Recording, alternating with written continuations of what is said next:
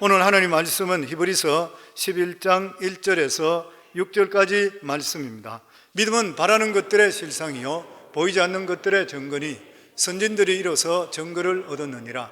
믿음으로 모든 세계가 하나님의 말씀으로 지어진 줄을 우리가 아나니 보이는 것은 나타난 것으로 말미암아 된 것이 아니니 믿음으로 아벨은 가인보다 더 나은 제사를 하나님께 드림으로 의로운 자라 하시는 증거를 얻었으니 하나님이 그 예물에 대하여 정언하심이라. 그가 죽었으나 그가 믿음으로서 지금도 말하느니라.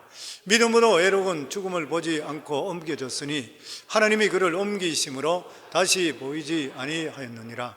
그가 옮겨지기 전에 하나님을 기쁘시게 하는 자라 하는 증거를 받았느니라. 믿음이 없이는 하나님을 기쁘시게 하지 못하나니 하나님께 나아가는 자는 반드시 그가 계신 것과 또한 그가 자기를 찾는 자들에게 상 주시는 이심을 믿어야 할지니라. 아멘.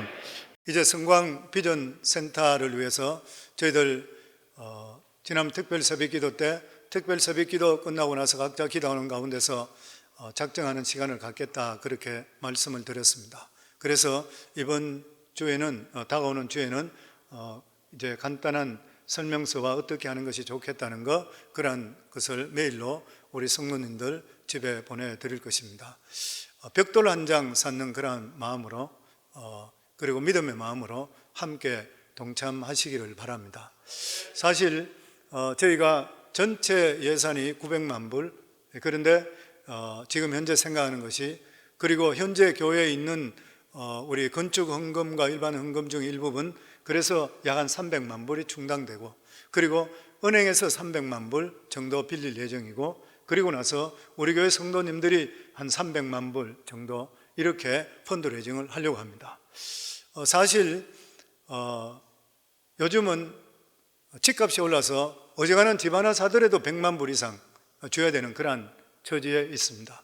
우리 교회 교인들이 한 1000명 가까이 되는데 이러한 성도들에게 300만 불이라면 어떻게 보면 큰 돈이지만 또 어떻게 보면 그렇게 큰 액수가 아닐 수도 있는 것입니다. 그래서 그렇지만 액수가 크든 적든 간에 항상 교회 일은 믿음의 사람들이 하게 되어 있습니다. 그래서 저는 우리 성도님들 중에서 우리가 펀드레이징 하고 있는 이 300만 불 중에서 10의 1조 하는 분들이 많이 나올 수 있기를 바랍니다. 그것을 위해서 저는 기도하고 있습니다. 왜냐하면 우리 인생의 삶 속에 건축할 수 있는 기회를 우리 삶에 주어지는 기회가 그렇게 많지는 않습니다. 우리가 이러한 건축할 수 있는 기회를 주셨을 때에 내가 할 수 있는 만큼 하나님께 드릴 수 있는 것, 정말 피하지 않고 내가 기쁨으로 하나님께 드릴 수 있는 이러한 것을 하게 될 때에 하나님께서 반드시 기억하시고 하나님의 귀한 은혜로 채워주실 줄을 믿습니다. 저는 우리 교회 초창기에 이 건물을 사면서 그러면서 이제 은행에 돈 빌리는 거 이런 걸 갚기 위해서 교회에서 펀드레이징을 한 번 한 적이 있습니다. 건축 헌금을 한 게 있는데 오래된 이야기죠. 10한 7, 8년 정도 전 이야기입니다. 그럴 때 제가 지금 기억하고 있는 것이 뭐냐면 한 여자 집사님이 있었습니다. 이 집사님은 남의 집에 지하실에 방 하나를 빌려서 사는 아주 궁핍하고 힘든 그러한 삶을 살던 분이었습니다. 그리고 직장도 옳은 직장이 없었고 그냥 어떤 음식점에 일하는 그 정도로 했는 것으로 기억하고 있습니다. 그런데 이분이 작정헌금을 하는데 10,000불을 했어요. 그래서 제가 놀랐던 거예요. 그래서 집사님께 집사님 형편이 너무 힘든데 지금 그 지하실에 단칸방에 그래 살고 있는데 어떻게 이 돈이 지금 됩니까? 그래 목사님 저도 모르게 마음속에 자꾸만 10,000불을 하고 싶은 마음이 든다는 거예요. 그러면 정말 하나님께 드리고 싶어요. 그리고 나서 실제적으로 이분이 10,000불에 대한 것을 적어냈습니다. 그리고 자기가 매월 1,000불씩 내시더라고요. 그런데 매월 1,000불 내다가 나중에 돈이 떨어 내지를 못하는 거예요. 없으니까 이분이 자기 생명보험 들어있는 거 캔슬하셔서 그 캐시밸류 4,000불을 하나님께 더 드렸습니다. 그런데 마지막 9,000불까지 하고 1,000불이 없는 거예요. 그러니까 이분이 하나님 진짜 내가 마지막 드려야 되나 나 없어요. 그러면서 이런 분이 기도하다가 가만히 생각해 보니까 자기가 가지고 있는 금붙이 그게 생각이 나는 거예요. 그리고 자기 집에 있는 금붙이 전부 지금까지 있던 거 다 모아가지고 금방에 가서 그것을 팔았는데 1,000불이 되는 것이에요. 그래서 그 1,000불을 하나님께 드림을 통해 10,000불을 드렸습니다.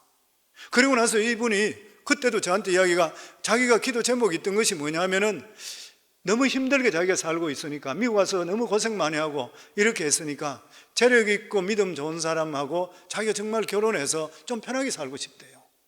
근데 실제로 그러고 나서 얼마 있지 않아서 조지아 아틀란타에 계시는 믿음이 신실하고 참 좋은 분, 중매로 서로 알게 되어서 그분하고 만나서 결혼하게 되었는데 너무 집이 잘 살아요.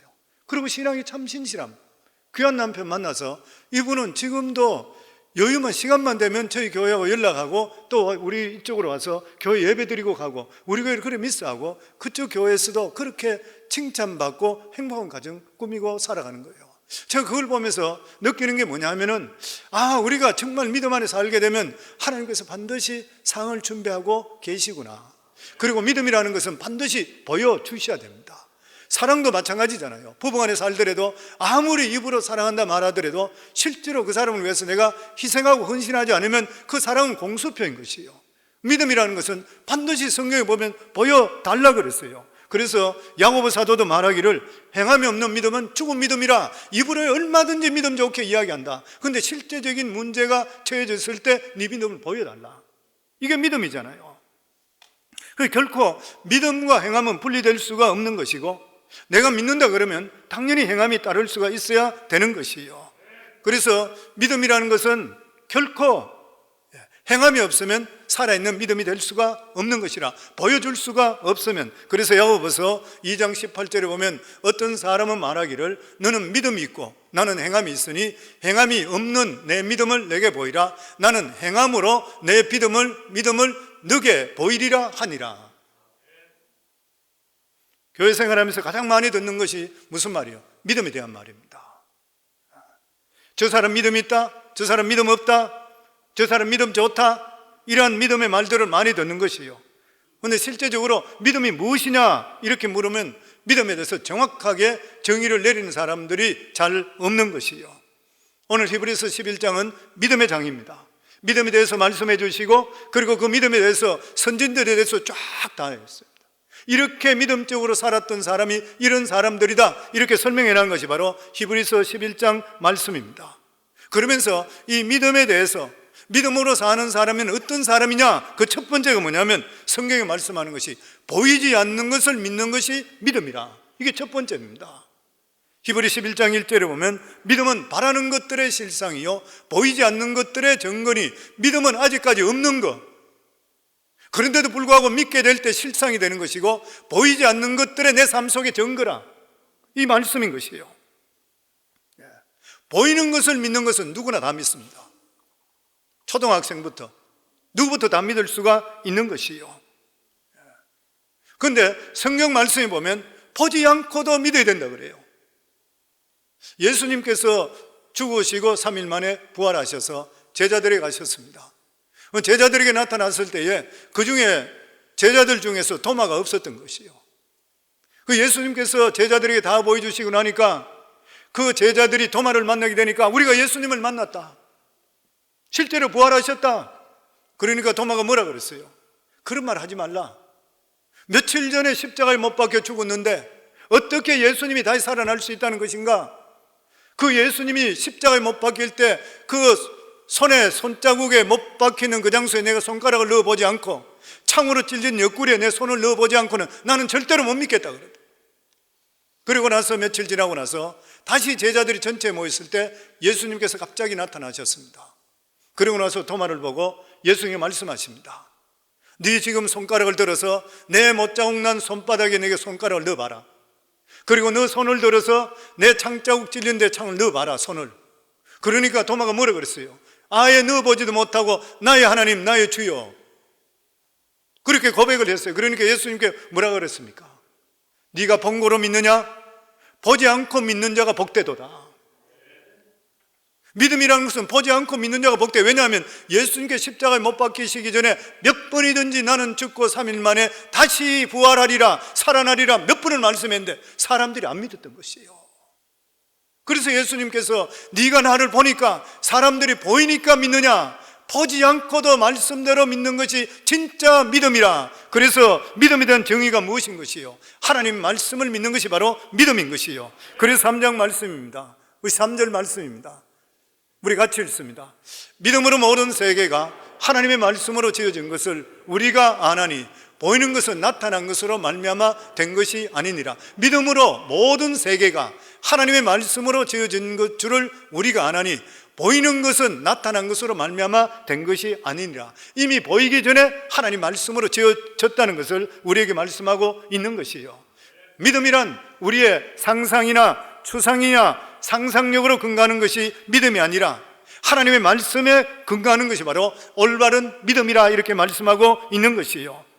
약속하신 말씀이 확실하게 근거해서 그 말씀대로 이루어질 것을 믿는 것이 바로 믿음이라. 출애굽하고 나서 40년 동안 광야에서도 하나님께서 이것을 훈련시켰어요. 우리 신명기 8장 2절에서 3절 같이 읽습니다. 내 하나님 여호와께서 이 40년 동안 내게 광야길을 걷게 하신 것을 기억하라.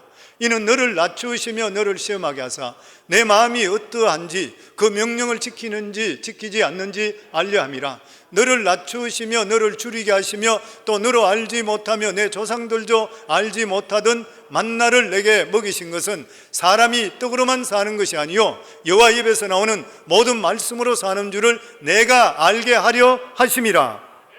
사람 눈으로 볼 때는 하나님께서 들어가라고 했던 이 광야는 죽음의 땅입니다. 물도 없지요, 양식도 없지요, 농사도 지을 수가 없는 것입니다. 그것은 들어가면 죽는 땅인 것이요. 그런데 하나님 말씀에 순종해 들어갔더니만 40년 동안 매일 새벽마다 하나님께서 만나를 내려주셨습니다. 물이 없었을 때 하나님께서 반석을 쳐게 할 때 반석이 쪼개지면서 거기서 생수가 터지게 만들어 주셨던 것이요. 그리고 광야는 밤인 것 같으면 너무 춥습니다. 견딜 수가 없을 때 하나님께서 불기둥으로 사람들을 따뜻하게 만들어줬고, 광야는 낮에는 창이라는 태양을 통해서 사람들이 타서 죽어요.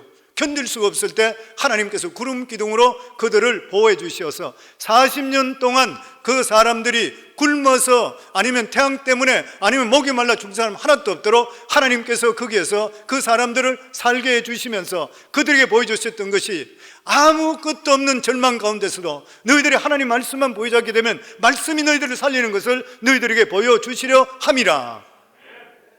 그래서 예수님께서도 말씀하시기를 사람이 떡으로만 사는 것이 아니요 하나님 입에서 나오는 말씀으로 사는 것을 우리 너희들에게 보여주신다 이렇게 말씀했는 것입니다. 그러니까 우리가 하나님 말씀으로 산다는 것은 내 생각대로 사는 것이 아니라 하나님으로 말미암아 산다 그 말씀인 것이에요. 인간의 수단과 방법으로 사는 것이 아니라 말씀에 따라 사는 것이 바로 하나님의 능력과 은혜 속에 사는 것이라. 성경 말씀에 비춰볼 때 내 생각이 틀리면 나는 틀렸고 하나님은 맞다 끊임없이 고백할 수가 있어야 되는 것이요. 우리들은 무슨 일을 하더라도 믿음의 손해보는 일은 하지를 말아야 되는 것이요. 믿음의 손해보게 되면 인생에 큰 손해를 보게 되어 있는 것이요. 물질 따라가지 않기를 바랍니다. 믿음 따라가기를 주 이름으로 축원합니다. 이게 우리를 살리는 것이요. 그러기 위해서는 믿음의 굳건에 서서 세상의 유혹을 뿌리칠 수가 있어야 되는 것이요. 하나님의 말씀은 마치 벽에 걸려있는 못과 똑같습니다. 지금 우리 배너들이 벽에 걸려있는데 이 배너를 걸기 위해서는 못이 있어야 걸려있어요. 마찬가지인 것입니다. 못이 하나님의 말씀인 것입니다. 믿음의 근거인 것이요. 예수님께서 산상수훈의 말씀을 끝나고 내려오실 때 많은 병자들을 고쳐주셨습니다. 그리고 가버나움에 가셨을 때 예수님을 기다리는 사람이 있었습니다. 바로 로마의 백부장이었습니다. 주둔군 사령관이었었던 것이죠. 대단했던 그런 사람입니다.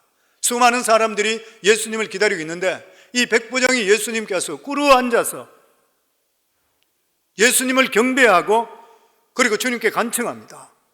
내 종이 중풍 걸려서 너무나 고생하고 있는데 주님 치료해 주소서. 이 당시에 이것은 상상할 수 없는 그런 일인 것이요.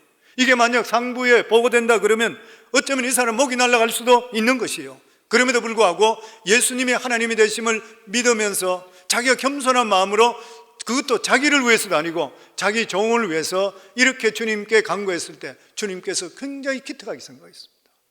감격했던 것이죠. 그래서 예수님께서 가자, 내가 고쳐주겠다 그렇게 했을 때 이 백부장이 뭐라고 대답했습니까? 주님, 어떻게 감히 우리 집에 누추한 곳에 주님께서 오실 수가 있겠습니까? 나는 절대 감당할 수가 없습니다. 주님 말씀만 하시더라도 내 하인은 나을 것입니다. 그러면서 자기도 위에 상관이 있어서 상관이 이러라 하면 이러고 저러라 저러고, 자기 밑에도 부하들이 있기 때문에 일로 가라면 일로 가고 절로 가라면 절로 가고, 자기 집에 하인들이 있기 때문에 시키는 대로 다 하게 되어 있습니다. 하물며 하나님이신 예수님께서 명령만 하시옵소서, 말씀만 하시옵소서 오실 필요가 어디 있습니까? 누구든지 생각할 때 와서 안수기도를 해줄 줄 알았는데, 이 지금 백부장은 이방인이고 택한 백성도 아닌데도 불구하고 하나님께서 말씀만 하시면 이루어진다는 것을 믿는 믿음으로 고백하게 될 때 예수님이 깜짝 놀랍니다. 수많은 사람이 따르고 있고 자기 제자들이 있는데 쭉 둘러보시면서, 야, 이스라엘의 택한 백성 중에 이런 믿음을 내가 본 적이 없다 그랬어요. 본 적이 없는 것이에요. 그러면서 이 백부장을 보면서 네 믿음대로 될지어다 한마디 말씀 떨어진과 동시에 종이 치유되는 역사가 임했던 것이요. 백부장 믿음은 어떤 믿음인 것입니까? 말씀을 붙드는 그런 믿음이었어요.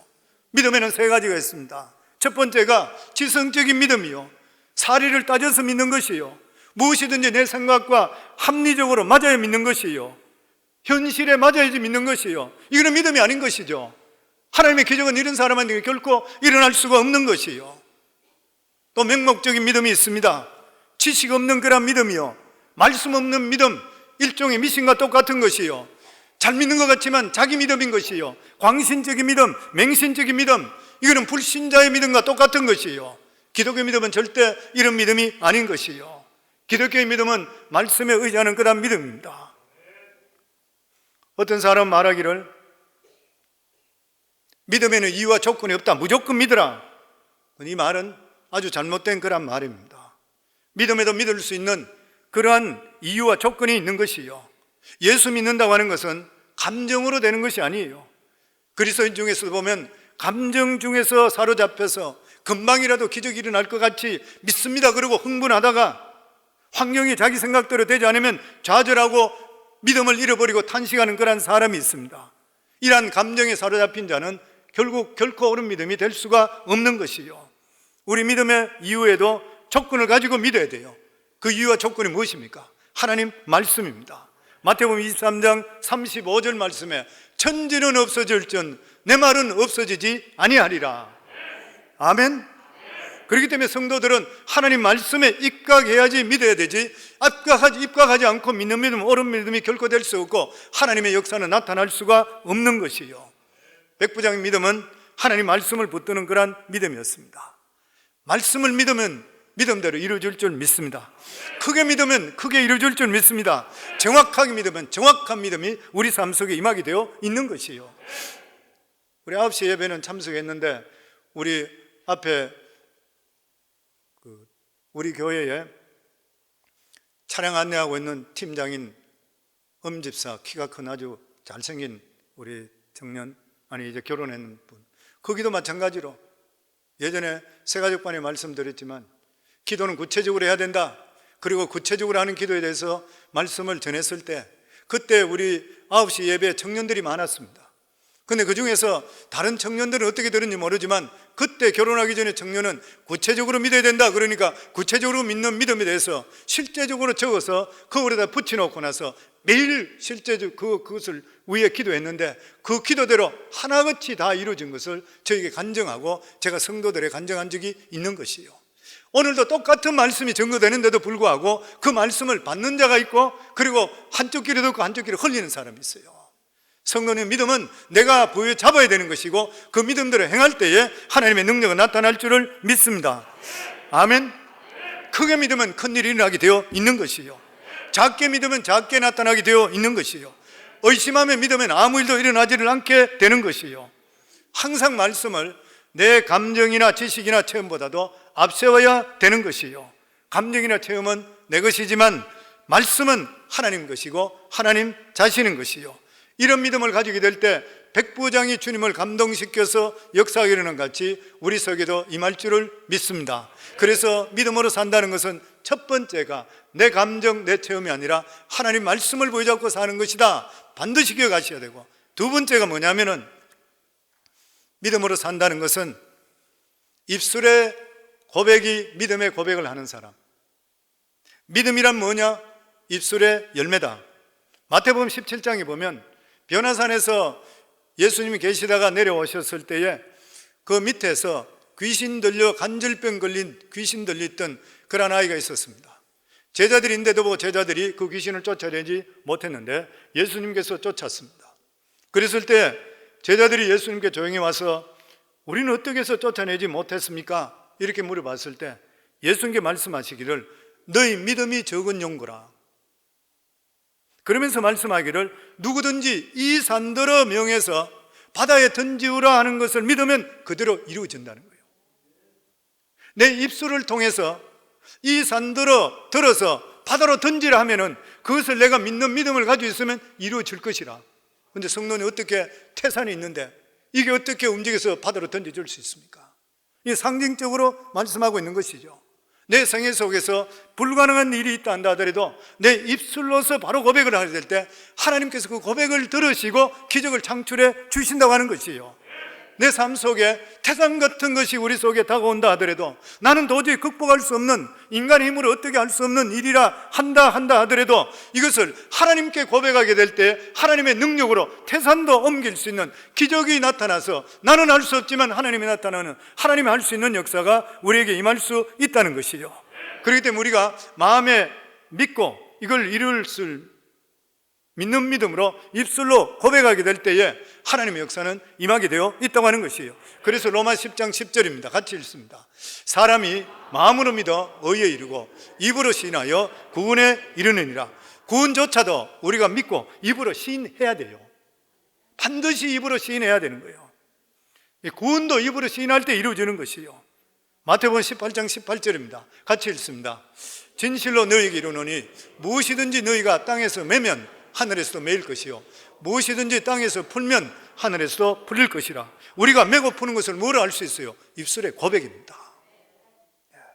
내 입의 말로 내가 묶였고 내 입의 말로 내가 사로잡힌 바 되었다.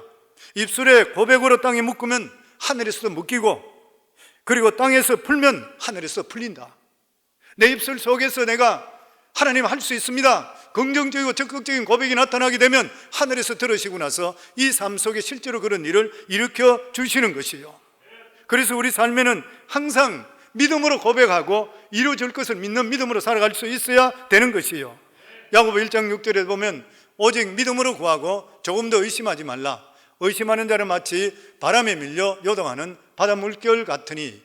그리고 또한 히브리 10장 38절에 보면 나의 의인은 믿음으로 말미암아 살리라. 또한 뒤로 물러가면 내 마음이 그를 기뻐하지 아니하리라 하셨느니라. 하나님께서는 말씀으로 천지를 창조했습니다. 땅이 공허하고 혼돈하고 흑암이 깊을 때 수면 위에 성령이 운행할 때 주님께서 말씀으로 고백했습니다. 빛이 있으라. 그리고 빛이 있었어요. 궁창 위에 물과 물 아래 물 위에부터 나누어질 때 궁창아 나타나라 할 때 하늘이 나타났어요. 새, 물고기, 짐승, 열매 맺히는 나무, 모든 것들을 주님께서 말씀으로 지었습니다. 그러니까 우주를 창조하시는 근본 재료는 뭐냐면 말씀이었던 것이요. 예수님께서도 마찬가지입니다. 말씀을 통해서 제사함을 주셨고 귀신을 쫓아내고 병 고치고 죽은 자를 살리시는, 바다도 잠잠케 하는 이러한 역사가 모두 다가 입술의 고백을 통해 말씀을 통해 이루어졌는 것이요. 그렇기 때문에 우리 예수 믿는 사람도 성령께서 우리 속에 내주하고 계시기 때문에 통일하게 우리 삶 속에 역사해 주시는 것이요. 그래서 우리의 말이 긍정적이고 적극적이고 창조적이고 생산적이고 희망찬 말을 해야 되지, 부정적이고 패배적이고 파괴적이고 절망적인 말을 하게 될 때 이 말들이 우리 삶 속에 실제로 임하게 되어 있는 것이에요. 우리의 입술의 말로 우리가 묶였고 우리의 입술의 말로 잡히게 되었다 성경은 말하고 있습니다. 죽고 사는 권세가 우리 입술 사용하는 그 열매를 먹는다 그랬습니다. 잠언 18장 21절에 보면 죽고 사는 것이 혀의 권세에 달린다니 혀를 쓰기 좋아하는 자는 그 열매를 먹으리라. 우리 인생의 고난과 시련 속에 우리가 어떤 말을 하느냐에 따라서 그 고통이 끝나기도 하고 아니면 그 고통에 잡혀서 계속적으로 고통당하는 그런 수도 있는 것이요. 그래서 우리가 삶 속에 진짜 어려운 일이 생기게 될 때 반드시 우리 삶 속에 조심해야 될 것이 입단속을 할 수가 있어야 되는 것이요. 미국의 가장 큰 교회를 담임하고 있는 분, 레이크우드의 조엘 오스틴 목사님, 아마 성도님 다 알고 계세요. 신학적으로는 문제가 있다 하지만 자기가 실제적으로 겪었던 것은 사실이라고 믿습니다. 이 조엘 오스틴 목사님이 자기 간증을 통해서 자신 있게 이렇게 말합니다. 생각과 말의 힘이 현대의학으로 설명할 수 없는 기적이 일어나는 것을 내 두 눈으로 똑똑히 확인했습니다. 1981년 자기 어머니가 몇 주밖에 암으로 살 수 없다는 진단을 받게 됩니다. 그 어머니는 굉장히 건강했던 그런 분이었었고 활동적이고 열심으로 일한 그런 분입니다. 어느 날부터 계속적으로 살이 빠지기 시작했고 피부가 노랗게 변화되고 몸이 극도로 약해져서 병원에 입원해서 종합검사를 했더니만 간암이었습니다. 마지막 터미널 컨디션에 와 있던 그런 지경이었습니다. 의사는 조엘 오스틴의 아버지를 복도로 불러내서 그에게 말하기를 당신의 부인은 앞으로 몇 주밖에 살 수 없습니다. 몇 달이 아니고요, 몇 주예요. 그 어머니는 현대의학으로서는 도저히 고칠 수가 없었습니다. 그래서 집으로 다시 돌아왔습니다. 온 가족이 그 어머니 생명을 위해서 함께 기도했습니다. 이 어머니 역시 포기하지를 않았습니다. 그리고 입술에 불평과 패배의 말 대신에 하나님 말씀과 믿음의 말을 입에 두기를 선택했습니다. 그리고 나서 이 어머니는 매일매일 매 순간마다 믿음의 충만한 말을 하기를 시작했습니다. 건강을 외치고 치유를 외치는 이 어머니의 목소리를 하루 종일 동안 식구들이 들을 수가 있었던 것이요. 나는 죽지 않을 거야. 반드시 하나님의 역사하심을 나를 통해 나타낼 것이야. 하나님의 영광이 나타날 것이야. 끊임없이 계속적으로 고백하는 것이요. 그래서 이 조엘 오스틴 아들이 어머니에게 묻습니다. 어머니, 도대체 어떻게 안 죽는다는 거예요? 어머니 안 된다 그랬고 어머니는 지금 마지막 순간이라 그랬잖아요. 그러니까 이 어머니가 아들에게 그렇게 이야기합니다. 얘야, 나는 주님과 그분의 권능 안에서 누구보다 지금 나는 강하다. 그리고 어머니는 열심히 성경을 뒤지기 시작하다가 자기가 가장 좋아하는 치유의 말씀 30개, 40개 정도를 찾아서 그리고 종이에 적고 나서 매일 큰 소리로 읽으면서 부르짖기를 시작했습니다. 그런데 그 후에 정말 놀라운 일들이 생기기 시작했습니다. 상황이 변하기 시작했습니다. 조금씩 병세가 호전되기 시작했습니다. 식욕이 돌아오기 시작했고 몸무게가 다시 불어나기 시작했습니다. 몇 달이 지나지 않았을 때 아주 좋아졌습니다. 그가 말하기를 어머니께서 병원에서 며칠밖에 살지 못한다고 했는데 내가 지금 이 책을 적는 이 순간 사형 선고 받은 지 20년이 지났는데 오히려 더욱더 강건합니다. 그 어머님은 하나님의 말씀의 힘으로 입술의 고백을 통해서 하나님의 놀라운 역사를 실제적으로 체험한 것을 간증했던 것이요. 그 어머니는 지금도 아침마다 일어나게 되면 성경 구절을 묵상하고 그리고 자기가 입술로서 하나님 말씀을 통해 내가 승리했다는 것, 나는 건강했다는 것을 끊임없이 입술로 고백하고 살고 있다고 하는 것이요. 예전에 저도 한번 간증을 들었습니다. 콩고 선교사로 와 있던 한국 선교사님인데 콩고에서 한 15년 정도 선교하다가 간암이 걸렸습니다. 도저히 치유할 수 있는 길이 없어서 이제는 마지막을 보내기 위해서 다시 한국으로 귀국했습니다. 몸은 점점 쇠약해지고 이미 몸은 새카맣게 변화되고 눈은 완전히 황달로 바뀌어버렸습니다. 몸도 움직이기 힘들어서 침대에서 일어나기도 거의 힘들 정도까지 왔고 마지막 상태까지 왔었습니다. 근데 이번에 매일마다 그냥 성경을 읽듯이 그날도 성경을 그냥 받는 것이요. 그러다가 베드로전서 2장 24절이 그 마음판에 갑자기 들어오는 것이요. 항상 읽었던 말씀인데 우리 같이 한번 읽겠습니다. 친히 나무에 달려 그 몸으로 우리 죄를 담당하였으니 이는 우리로 죄에 대해 죽고 의에 대하여 살게 하려 하심이라. 그가 채찍에 맞음으로 너희는 남을 입었나니. 갑자기 이 말씀이 자기 마음에 들은 거예요. 그가 채찍에 맞음으로 너희가 남을 입었나니 이미 과거예요. 2000년 전에 예수 그리스도께서 채찍의 맞음을 통해 이미 우리의 모든 병은 치료해 주셨다 믿음이 들어오기 시작하는 거예요. 그러면서 자기 마음속에는 이미 예수님께 나를 치료해 주셨다 믿음이 들어오기 시작하니까 힘이 나기 시작해. 그래서 부인에게 옷을 가져오라, 모자를 가져오라.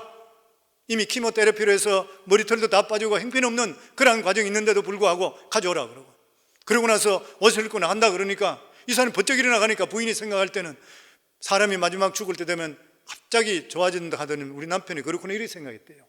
근데 실제로 이분이 옷을 입고 나가서 활보를 하고 다니고 돌아오고, 그때부터 이분이 몸이 급속도로 치유되기 시작해서 몸이 완쾌됐다는 간증을 들은 적이 있는 것이요. 우리 삶 속에 무엇보다 중요한 것은 입술의 고백인 것이고, 하나님께서 치유하시면 치유한다는 믿음을 갖는 것보다 더 중요한 일은 없는 것이요. 우리도 때로는 희망 없는 상황에 직면할 때가 있습니다. 그렇지만 어떤 경우든지 간에 하나님은 모든 것을 할 수가 있으니까 포기하지 않기를 주의 이름으로 축원합니다. 우리의 각자 사정을 하나님께 다 알고 계시는 것이요, 사랑하시는 자녀들이 완전히 쓰러지도록 하나님 하시지를 않는 것이요. 왜냐하면 하나님께서는 자기 아들까지 주시면서까지 우리를 사랑해 주셨기 때문인 것이요. 그렇기 때문에 우리 입술의 고백이 너무나 중요합니다. 성도님, 우리 부부간에 살 때도, 부부간에도 상대편의 입술에 나오는 말이 긍정적인지 부정적인지를 자꾸 체크하셔야 돼요. 집안에 부정적인 말이 들어오기 시작하면 그 집안은 우울하게 되어 있고, 그리고 좋은 일이 생기지 않게 됩니다. 어떤 환경이 어려운 상황이 있을 수 있죠. 그럼에도 불구하고 믿는 사람들은 하나님을 믿기 때문에, 하나님 믿는 믿음 때문에 입술로 항상 하나님 이것만 해도 감사합니다, 하나님 더 좋아질 것을 믿습니다, 하나님 이 일을 통해서 우리 삶 속에 깨닫게 하시고 더 좋은 일이 있게 해주실 줄 믿습니다. 끊임없이 긍정적이고 적극적이고 희망적이고 생산적이고 건설적인 그런 고백을 할 수가 있어야 돼요. 그러면 그 집은 반드시 살아나게 되어 있습니다. 부부간에도 입술을 조심하세요. 만약에 입술로 부정적인 말 하거든 그냥 손가락을 대시면서 쉬, 그래도 하는 것 같으면 스푼으로 가지고 입을 탁 때리는 한이 있더라도 조심하라. 당신 때문에 우리 집안 다 안 된다 할 수가 있어야 돼요. 우리 삶 속에 하나님의 선하심을 입술로 선포하기를 주 이름으로 축원합니다. 우리 한번 여기 따라 한번 읽어보시기 바랍니다. 우리 같이 읽습니다. 나는 하나님의 초자연적인 지혜를 얻었고 인생의 분명한 방향을 아는 복을 받았다. 나는 창의력과 용기, 능력, 풍요로움을 복으로 받았다. 나는 화목한 가정과 멋진 친구, 건강, 훌륭한 믿음, 은혜, 꿈의 성취를 복으로 받았다. 나는 성공과 초자연적인 힘, 성장, 하나님의 보호하심을 복으로 받았다. 나는 순종하는 마음과 긍정적인 인생관을 복으로 받았다. 나는 도시나 시골이나 어디를 오든지 이미 복을 받았다. 나는 손을 대는 모든 일이 번영하고 성공할 것이다. 나는 축복받은 사람이다. 믿으세요? 아멘. 끊임없이 고백하기 바랍니다. 인생은 입술의 고백대로 변화될 줄을 믿습니다. 믿음이란 무엇이냐? 입술의 고백이요. 이 산들을 명하여 바다에 던지주라. 입술로 고백하고 그것을 믿는 믿음을 가지게 되면 내 삶 속에 태산 같은 일이 일어나더라도 하나님께서 받으시고 역사해 주시게 되어 있다고 하는 것이에요. 우리 입술의 말이 현재와 미래의 삶에 지대한 영향력이 있다는 것을 우리 성도님 꼭 마음속에 명심하기를 주 이름으로 축원합니다. 그리고 마지막으로 믿음으로 사는 자는 반드시 상급이 있다는 것을 우리가 믿어야 돼요. 히브리 11장 6절 말씀입니다. 저희들 같이 읽습니다. 믿음이 없이는 하나님을 기쁘시게 하지 못하나니 하나님께 나아가는 자는 반드시 그가 계신 것과 또한 그가 자기를 찾는 자들에게 상 주시는 이심을 믿어야 할지니라. 무슨 말이지요? 세 가지를 말씀합니다. 믿음이 없이는 하나님을 기쁘게 할 수 없다. 하나님을 기쁘게 할 수 있는 유일한 방법은 믿음이다. 행위가 아니고 믿음이다. 그리고 두 번째, 하나님께 나아가는 자는 반드시 그가 계신 것과 살아 계심을 믿어야 된다. 하나님은 어제나 오늘이나 영원토록 살아 계신다. 하나님은 역사하신다. 믿어야 되는 것이요. 그리고 하나님께 믿음으로 살아가는 자는 반드시 상을 주신다. 믿으라는 것이요. 믿으세요? 믿음의 원칙이 뭐냐면 용기 있는 삶을 살아야 됩니다. 내가 믿음적으로 용기 있게 살아가셔야 돼요. 그럼 반드시 하나님께서 그 사람을 이 세상 살아가는데도 축복하시고 주님 앞에 설 때에 하나님의 면류관 받게 만들어 주시는 것이요. 미국 전역에서 가장 빨리 성장하고 있는 패스트푸드 음식점을 이야기하라면 칙필레라고 그렇게 이야기합니다. 치킨 샌드위치 파는데 칙필레. 몇 년 전에 워싱턴 포스트 인터넷판에서 미국의 대표 치킨 패스트푸드 회사인 칙필레, 이것을 창립했던 회장 트레이트 캐티, 이 사람이 93세로 세상을 떠나게 됐을 때에 큰 면으로 첫 번째 타이틀로 나왔습니다. 그 기사 제목이 이렇게 했습니다. 왜 칙필레는 일요일마다 문을 닫는가? Why is Chick-fil-A closed Sunday? 이게 첫 번째 타이틀이에요, 크게. 그리고 나서 이 신문은 이 제목에 대해서 소제목으로 캐티 회장의 답을 달았습니다. 그것은 하나님에 대한 무언의 증언이다. It's a silent witness to the Lord. 칙필레 패스트푸드 회사는 일요일날 주일날 문을 닫습니다. 패스트푸드 이 점은 연 매출의 일요일 매상이 14%를 차지한답니다. 대부분의 패스트푸드 회사들은. 칙필레는 1946년 창립한 후에 지금까지 주일날은 문을 닫고 있습니다. 그런데 2010년도 이미 11년 전에 12년 가까이 전에 한 점포당 매출 이 액이 패스트푸드 업계에서 가장 거인이라고 하는 맥도날드를 제쳤다고 그랬습니다. 칙필레는 한 점포당 1년 연 매출 평균이 270만 달러, 그리고 일요일까지 문을 여는 아주 거대한 체인인 맥도날드는 240만 달러. 그리고 맥도날드가 1년에 신규점을 47개를 늘릴 때에 칙필레는 57개를 확대 늘리고 있었다 그랬습니다. 사람들은 칙필레가 일요일날 문을 닫고도 어떻게 해서 이렇게 성공적인 사업을 하고 있는가 궁금해서 칙필레는 유수 경영대학원에서 연구 대상이라 그래요. 근데 저는 볼 때 연구할 거 하나도 없어요. 성경만 보면 나와 있어. 이 칙필레가 일요일날 문을 닫게 된 것은 93세로 타계 있는 이 트레이트 캐티 회장의 결정이었습니다. 기독교인 트레이트 회장은 이런 말을 했습니다. 일요일에 문을 닫는 것은 하나님을 경외하는 우리의 방법이고 사업보다 중요한 것에 우리가 관심이 있다는 것을 보여주기 위해서라. 왜냐하면 이 사업의 중심은 하나님이시고 하나님께서 하신다는 것을 보여줘야 된다는 거예요. 그러면서 이것이 자신의 사업에 내린 최고의 사업 결정이라고 그랬어요. 그러면서 그는 이렇게 말했습니다. 사람들이 일요일날 북적거리는 쇼핑센터에 가면 칙필레가 문에 닫혀 있는 것을 보게 된다. 이것은 문으로 하나님을 증언하는 것이다. 성도님들, 레이건 내셔널 에어포트에도 몇 년 전에 칙필레가 들어왔습니다. 저도 공항에 비행기 타고 돌아오다 보면 딴 데는 문을 전부 다 열어놨는데 주일날인데 칙필레는 문을 닫았어요. 문을 열질 않아요, 보면. 이런 까닭이기 때문에 그를 보고 용기 있는 기독교 사업가라 칭송받아요. 베스트셀러 작가인 God is my CEO에 저자였던 레리 줄리아는 이렇게 말했습니다. 트레이트 캐티 회장을 보면서 가장 인상적인 것은 그렇게 하지 말라는 세상의 압박에도 불구하고 그는 자신의 신앙을 따르는 용기를 갖고 있다는 것이다. 비즈니스 세계에서 일요일에 문을 닫는다는 것은 말이 되지 않는다, 21세기에. 그런데 트레이트 캐티 회장은 그날은 하나님의 날이기 때문에 자기는 닫는다, 이렇게 주장했다는 것이에요. 이 트레이트 회장은 이처럼 성경적인 원칙에 따라 사업을 해서 성공한 대표적인 사람으로 칭송받는다는 것이에요. 그리고 그는 그렇게 말했습니다. 트레이트 회장은 나는 기독교와 좋은 사업이 충돌한다는 말을 믿지를 않는다. 사람들은 사업과 기독교를 섞을 수가 없다고 말한다. 나는 그렇게 믿지 않는다. 하나님 말씀대로 하면 하나님께 지금까지 이루어 주셨다 고백했던 것이에요. 그러면서 트레이트 회장은 이런 말을 했습니다. 나는 바른 순서 안에서 우선순위를 지키던 사람으로 기억되고 싶다. 우리는 변화하는 세계에 살고 있다.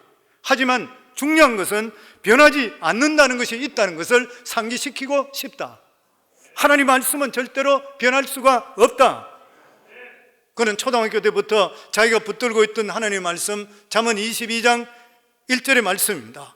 재산보다 명예를 택하는 것이 낫고 은이나 금보다 은총을 택하는 것이 낫다.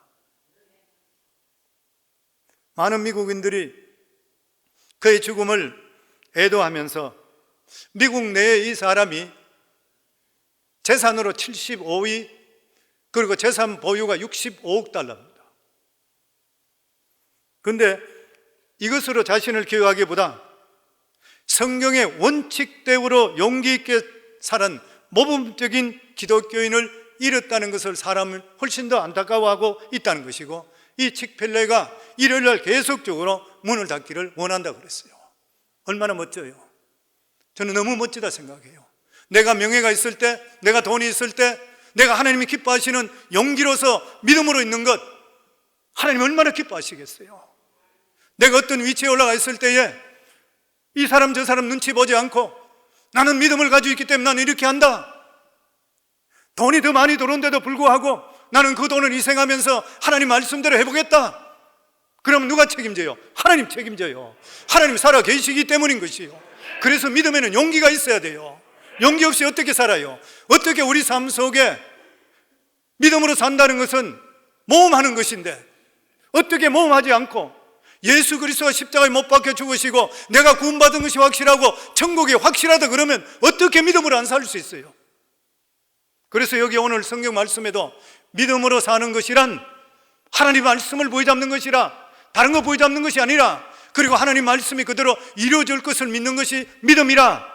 그리고 이렇게 믿음에 사는 사람은 어떤 환경에 상관없이 입술의 고백은 반드시 긍정적이고 적극적이고 하나님의 선한 뜻이 있다고 믿고 감사하는 삶을 살아갈 수 있어야 된다. 그리고 믿음으로 사는 것이란 용기 있게 살아가야 된다. 돈 따라가지 마세요. 명예 따라가지 마세요. 한순간에 없어져요. 그렇지만 우리가 하나님을 높인 것은 영원해요.